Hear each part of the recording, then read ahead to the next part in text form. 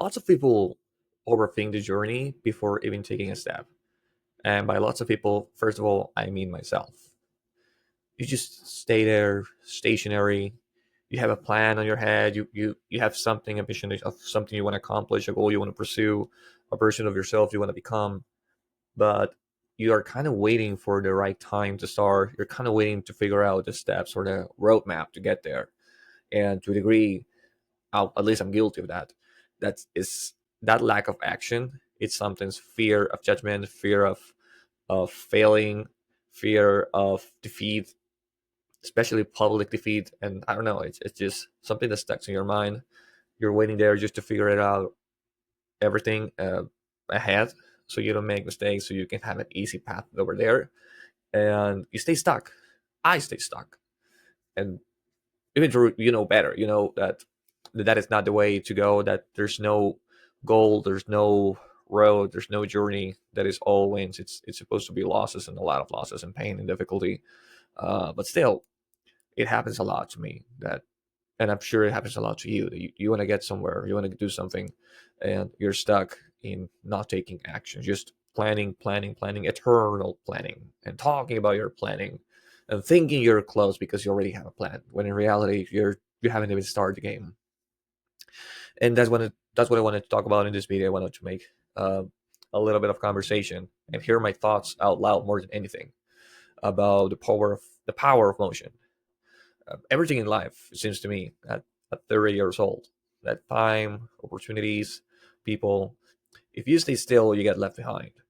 That progress doesn't come from sitting and planning forever. It comes from putting in the reps. It's kind of like going to the gym. You don't go and sure, you have a plan. You kind of know how to get to being very strong and building muscle, but you're not going to walk into the gym and do that immediately in your first day or your first week. And you're going to experiment different exercises, different routines, different splits for the week. You're going to be consistent at times. Sometimes you're going to be inconsistent. You're going to feel like doing it, and other times you're not going to feel like doing it. And it's going to be painful. It's going to take patience. You're going to be looking at the mirror after 2 months of hard work, dedication, and not see any results, and get a little bit of impatient. But that's how it is. That's how fitness works, and that's how everything else works. It's not different to building a version of yourself that is more disciplined. It's not different to building a business. It's not different to building a relationship. It's not different to building a network. It's not different to building the best version of yourself.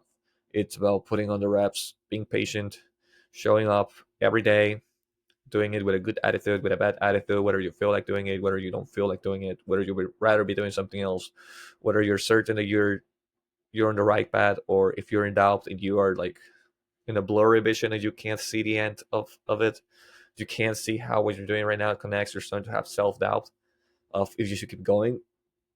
It's normal. It's normal. It's part of the reps. It's part of the journey. But you gotta be in motion to be in that journey. You don't have to be great when you start, but you do have to start to be great. And as cheesy as that sounds, it's still true in every aspect of life. So even when you don't feel, you don't see the full picture.